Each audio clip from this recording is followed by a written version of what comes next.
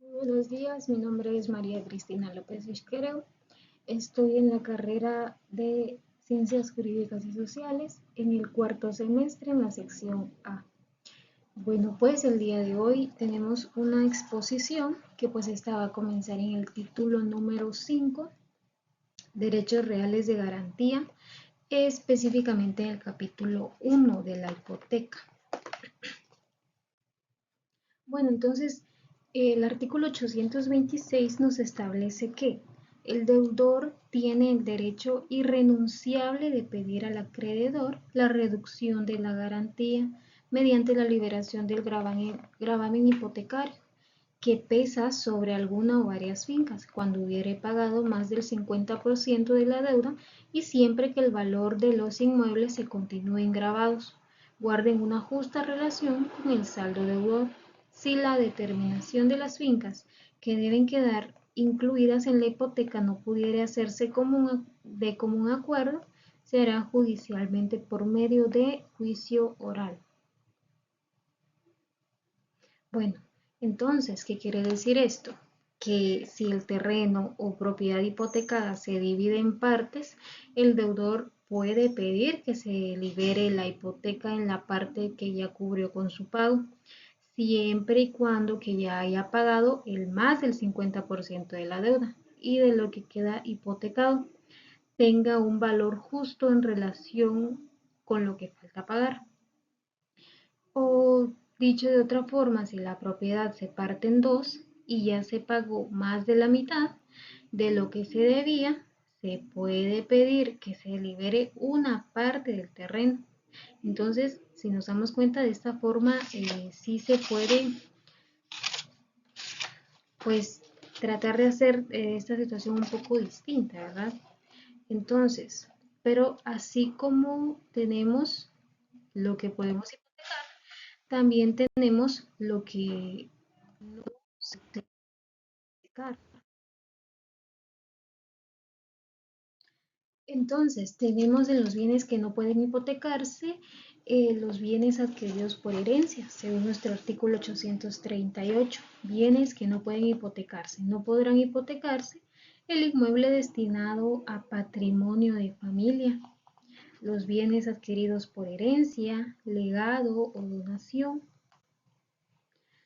eh,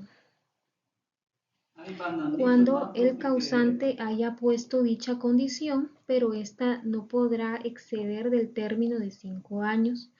Para los menores de edad, dicho término se encuentra desde que cumplan la mayoría de edad. Entonces, también tenemos la subhipoteca regulada en el artículo 852.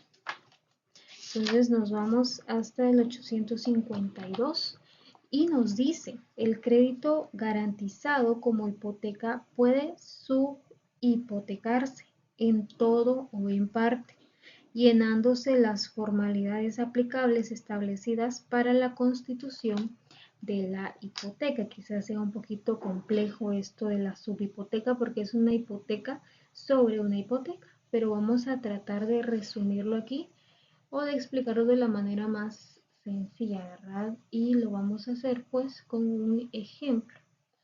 Entonces, Ana necesita dinero, así que le pide un préstamo a Mario.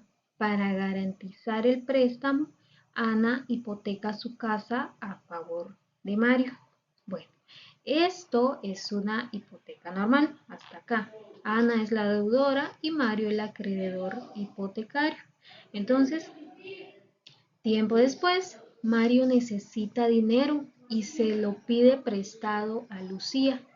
Para asegurarle a Lucía que va a pagar, Mario le da en garantía su derecho hipotecario sobre la casa de Ana. Entonces aquí estamos, era una hipoteca normal cuando solo era Ana y Mario, pero ahora que está Lucía, esto se está convirtiendo en una subhipoteca. Bueno, esto es una subhipoteca. ¿Por qué? Porque Mario usa su derecho de hipoteca como garantía del préstamo que Lucía le hace. Recordemos que ya habíamos hablado de, recordemos que la garantía, ¿verdad? Que habíamos hablado al principio. Entonces, Ana sigue siendo dueña de su casa. Mario sigue siendo acreedor de Ana, o sea que ella todavía le debe, pero ahora Lucía tiene un derecho sobre la hipoteca de Mario. O sea, si Mario no le paga a Lucía, Lucía puede cobrar usando el derecho hipotecario que Mario tiene sobre la casa de Ana. Entonces, si nos damos cuenta, Mario le cedió o le vendió a Lucía un derecho, por decirlo así, ¿verdad? Que si en dado caso no pagaran, Lucía quedaría como acreedora de ese bien, ¿verdad? O estaría en toda la posibilidad de reclamar eso como si fuera suyo. ¿Por qué? Porque ella lo compró, ¿verdad? Solo en caso de que no se hiciera el pago. Entonces, continuamos con las cédulas hipotecarias. Una cédula hipotecaria es un instrumento financiero similar a un bono emitido por una entidad crediticia que representa una deuda garantizada por una cartera de préstamos hipotecarios existentes. Su propósito es que el banco obtenga financiación para conceder más préstamos, mientras que los inversores compran las cédulas a cambio de una rentabilidad periódica. Bueno, entonces esto sirve para facilitar el manejo y transferencia del crédito hipotecario. Por ejemplo, si un banco presta dinero con hipoteca, puede emitir una cédula hipotecaria. Luego puede vender esa cédula a otra persona o institución, transfiriendo el derecho de cobro. Esto es algo parecido, similar al artículo 852, porque hablamos de vender ese derecho, de que otra persona adquiera ese derecho y pues entonces hacemos como que un triángulo, ¿verdad? Sino que ya no sería de dos personas, porque si fuera de dos sería una hipoteca, pero como se incluye a otra persona, se configura lo que tenemos regulado en nuestro código, ¿verdad? Entonces, en este caso, de esta manera funcionarían las cédulas hipotecarias, que la institución, el banco, le venda los derechos a otra persona y que pues ya esa persona sea el responsable de esa propiedad que esté en garantía, ¿verdad? Entonces también tenemos la prenda común. Una prenda común es un tipo de contrato de garantía en el que un deudor entrega a un acreedor, un bien mueble para asegurar el cumplimiento de una obligación, como un pago de una deuda.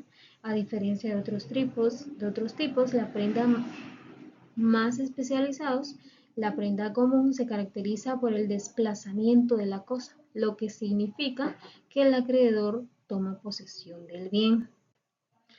Continuamos con la prenda agraria, ganadería e industrial.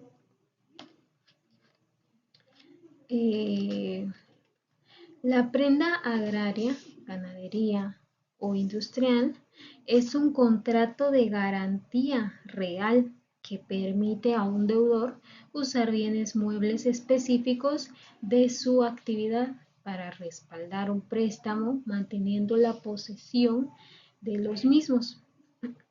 O dicho de otra manera, este artículo establece que puede ser objeto de prenda o desplazamiento todos los bienes muebles o semovientes que se pueden trasladar de un lugar a otro sin menoscabo de ellos mismos ni del inmueble en el que estén colocados.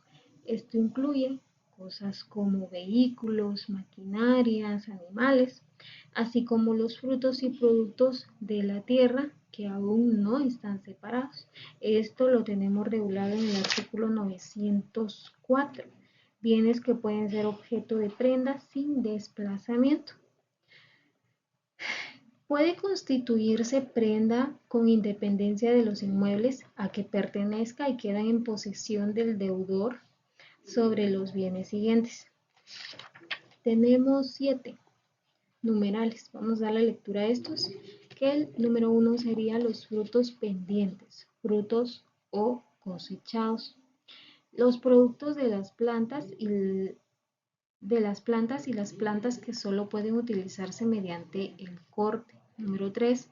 Las máquinas, aperos o instrumentos usados en la agricultura. Número 4. Los animales y sus crías. Número 5. Las máquinas e instrumentos usados en la industria. Número 6.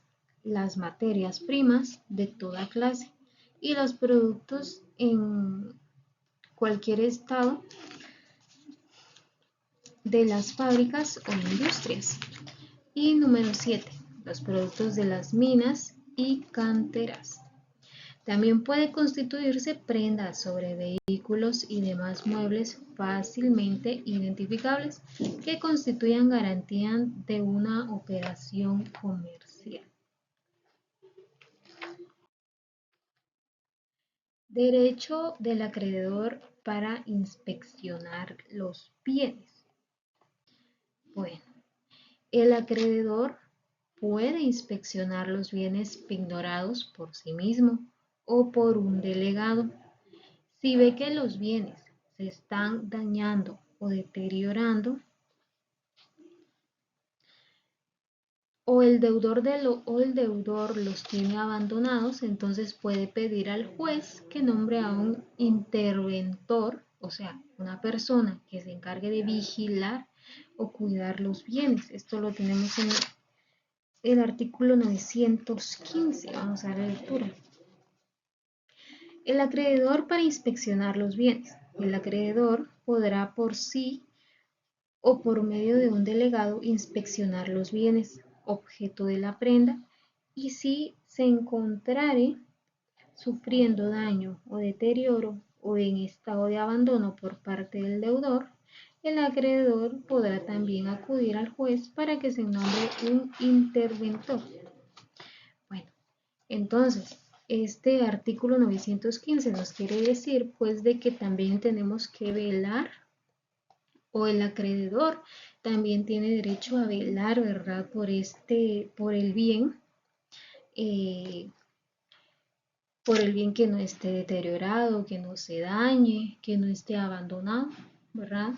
Entonces, pues para poder así pues no tener ningún inconveniente, porque entonces ¿de qué serviría tener un bien o tener un derecho? Un derecho del acreedor, ¿verdad? De los bienes si están en malas condiciones o si cuando él lo adquiera pues ya no le funcione algo, ya no sirva. Entonces pues también tenemos que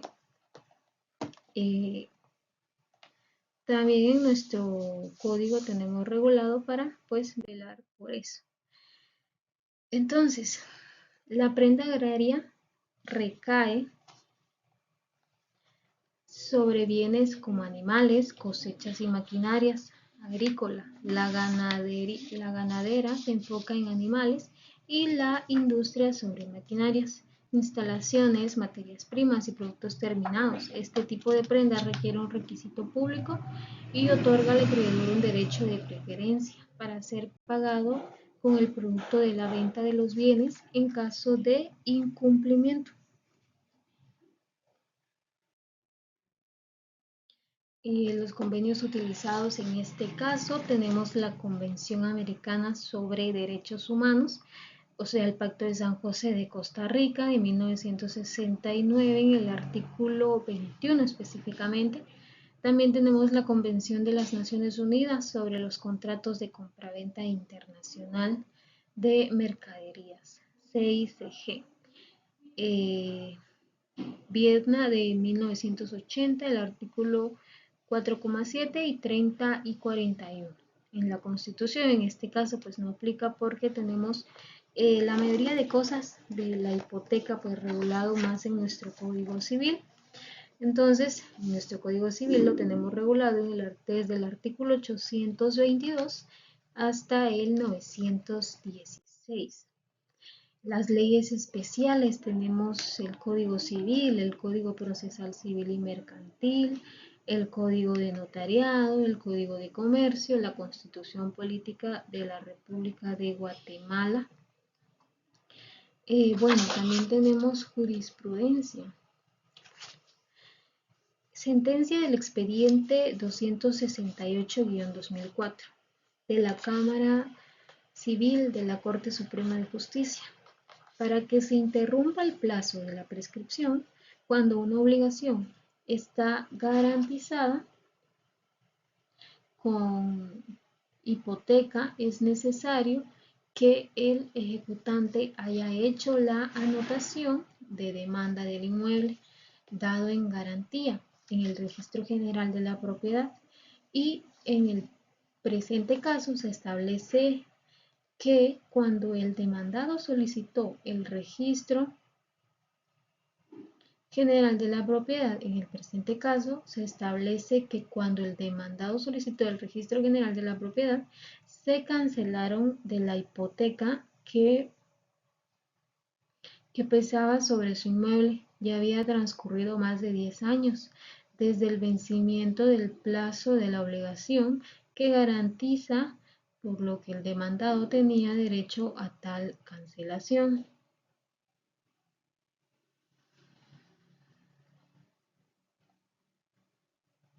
Entonces, por otra parte, si bien la ejecución en vía de apremio le fue notificada al señor antes de que éste solicitara la cancelación de la hipoteca, también lo es que en el Registro General de la Propiedad no constaba ninguna anotación del embargo o de demanda que pudiera justificar o incluir a que el registrador suspendiera la cancelación solicitada. Por lo tanto, las circunstancias en el argumento de la interponente se confunden los efectos de la prescripción de su derecho de crédito en los efectos de la prescripción de la inscripción registral de garantía hipotecaria que respalda dicho derecho. La prescripción de su derecho de crédito quedó interrumpido con la notificación de la demanda ejecutiva, pero este solo acto no era suficiente para impedir la cancelación de la notación registral de la garantía hipotecaria, la que para mantener sus efectos requería de una prórroga, de una anotación de embargo o de una anotación de demanda, las que al no haber sido gestionadas oportunamente por la interponente permitieron que el demandado pudiera lícitamente cancelar la inscripción del hipotecario. Ahora bien, tenemos las garantías mobiliarias. Bueno, ¿qué son las garantías mobiliarias? Las garantías mobiliarias son un mecanismo legal que permite a una persona respaldar una deuda o una obligación con bienes muebles sin necesidad de perder la posesión de estos bienes, o en palabras simples, sirven para garantizar que se cumpla un pago o compromiso, algo similar a la hipoteca. Escuchemos bien su definición, usando como respaldo cosas que eh, se pueden mover como vehículos, maquinaria, inventarios, cuentas por cobrar, derechos o incluso dinero. Antes en Guatemala solo se podía usar algunos bienes muebles específicos como los vehículos o el ganado para respaldar un crédito, pero con la Ley de Garantías Mobiliarias, el decreto 51-2007, se amplió esta posibilidad, facilitando el acceso a crédito a más personas y empresas, ¿verdad? Entonces, ¿para qué sirve? Vamos a decir que su función principal es facilitar el acceso al crédito, especialmente a las pequeñas y medianas empresas y, y a personas que no tienen propiedades inmuebles para poner en garantía, ¿verdad? Gracias a esta ley, cualquier persona puede ofrecer bienes muebles como respaldo de una deuda sin tener que entregar el bien físicamente. Por ejemplo, si un comerciante necesita un préstamo para comprar más mercancía, puede dejar en garantía sus propios productos, su vehículo o sus cuentas por cobrar sin dejar de usarlo. Esta ley permite garantizar una deuda con casi cualquier mueble, como por ejemplo pueden ser los vehículos, las máquinas, inventarios, cosechas, ganados, acciones o participaciones en empresas, cuentas por cobrar, etcétera, ¿verdad? Incluso se pueden garantizar bienes futuros, es decir, cosas que la persona todavía no tiene, pero que obtendrá más adelante, como una próxima cosecha o una futura compra de maquinaria. Bueno, vamos a darle lectura mejor a nuestra ley de garantías mobiliarias, sin antes leer lo que nos dice nuestra diapositiva. Nos dice que una garantía mobiliaria es un mecanismo legal que permite usar bienes muebles como respaldo para obtener un crédito o asegurar una obligación financiera. Se diferencia de la hipoteca porque utiliza bienes inmuebles. Entonces, recalcando, vamos a decir que la diferencia entre la garantía mobiliaria y la hipoteca podemos decir que es similar. Mas, sin embargo, la diferencia la encontramos a que la garantía mobiliaria se centra más en bienes inmuebles, o sea que se puede, no, bienes muebles, perdón, que se pueden mover, mientras que la hipoteca se centra en bienes inmuebles, por ejemplo, como son los terrenos y las casas, ¿verdad? Entonces, según nuestra ley de garantías mobiliarias, vamos a leer el artículo 1 que dice que el objeto, la presente ley, tiene por objeto regular las garantías mobiliarias y el registro de garantías mobiliarias que por la misma se crea. Esta ley tiene ciertas definiciones o palabras técnicas para poder entender,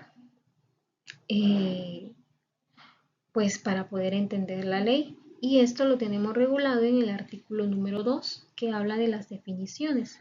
Son diversas, pero vamos a mencionar solo las más importantes o las que vamos a utilizar en este momento. Como por ejemplo el inciso B, acreedor garantizado. Esta va a ser la persona o personas en cuyo favor del deudor garante o la ley se constituye una garantía mobiliaria, con o sin posesión, ya sea en beneficio propio o de un tercero. También vamos a darle lectura al inciso número N. Deudor garante.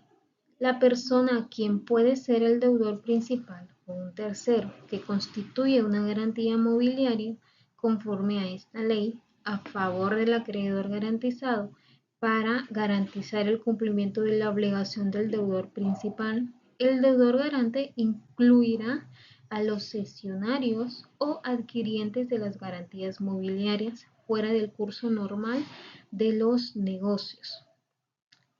Entonces, ¿qué nos da a entender?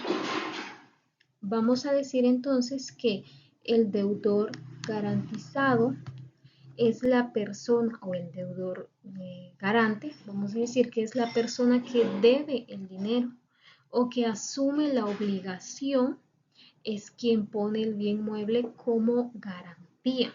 Y el acreedor garantizado, vamos a decir que es quien presta el dinero o tiene el derecho a cobrar. Si el deudor no paga, se puede ejecutar la garantía y recuperar su dinero mediante el bien dado en garantía. Entonces, también tenemos los requisitos formales. El contrato de garantía mobiliaria debe hacerse por escrito, no solo de palabra, excepto cuando el acreedor tenga físicamente el bien. En ese caso se llama posesoria. El contrato debe incluir como mínimo lugar y fecha donde se hizo el contrato, datos del deudor y del acreedor, o sea, nombres, apellidos, nombres, domicilios, número de identificación, o sea, el DPI o el NIF, y si son empresas se pone el número de registro de la empresa. Bueno, vamos a continuar. También tenemos el monto garantizado, es decir, cuando cubre la garantía. Descripción clara de los bienes dados en garantía, ya sea actuales o futuros, por ejemplo, el camión, la marca X, la placa Y o mercancías del inventario de la empresa, derechos y obligaciones adicionales que acuerden a ambas partes si quieren agregar algo más. Descripción de la deuda garantizada con plazos y condiciones. Por ejemplo, el préstamo se paga en 12 cuotas mensuales. El seguro del bien sí aplica, por ejemplo, si es un vehículo, y las firmas o huellas de las partes, y si alguien no puede firmar, se debe hacer pues un testigo. Bueno, también vamos a ver, entonces nos vamos a ir a nuestro artículo número 12, que pues respalda nuestras definiciones, que pues nos habla de los requisitos formales de las garantías mobiliarias. Entonces, espero nos hayan quedado bien estas definiciones, que recordemos que el deudor garante es la persona que debe el dinero o tiene una obligación y que pone un bien mueble como garantía para asegurar que se vaya a cumplir. Por ejemplo, Lucía pide un préstamo al banco de 50,000 y pone su carro como garantía. Lucía es deudor garante porque ella tiene la deuda, ella pone su bien, o sea, el carro, y pues pone el carro como garantía. Recordemos que el deudor garante puede seguir usando el bien mientras cumpla con los pagos. Si no paga, el acreedor puede ejecutar la garantía, o sea, vender el bien o quedarse con él, según la ley. Y el acreedor garantizado es entonces la persona o institución. Recordemos también que el acreedor garantizado no solo puede ser una persona, sino que también puede ser una institución que presta el dinero o tiene el derecho a cobrar la deuda. Esto por lo general casi más pasa con instituciones, ¿verdad? Que se dedican pues a esto básicamente.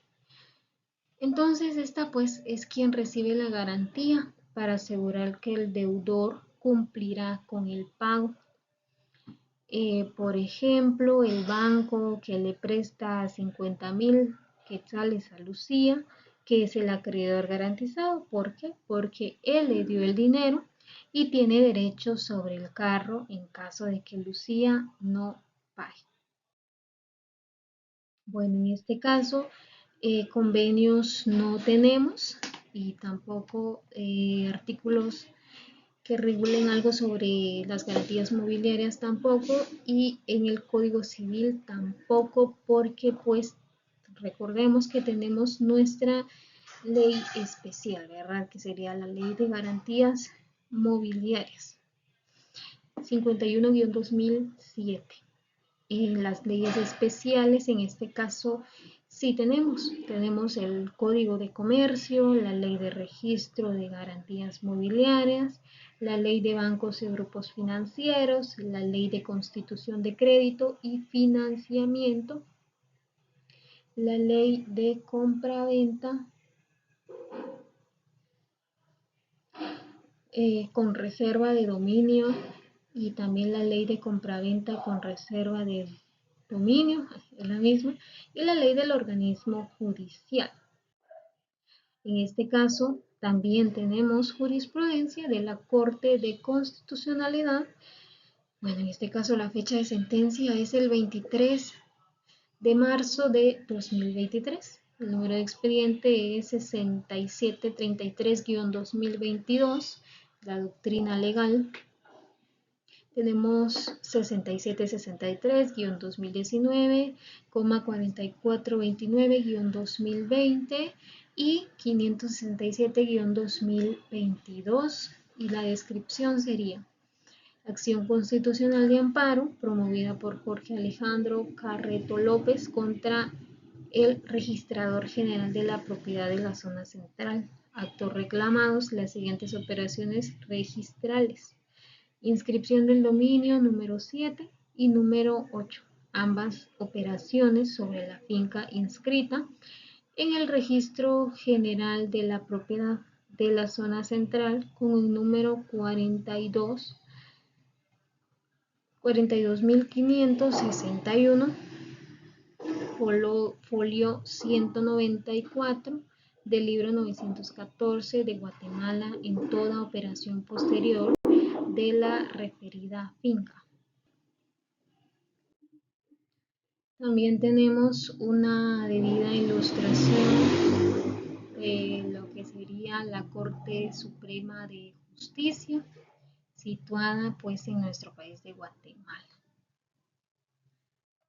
Y bueno, pues sin más que agregar, esperando contar con todo lo requerido en esta siguiente y última exposición, pues no me queda más que agradecerle por su atención y pues muchas gracias.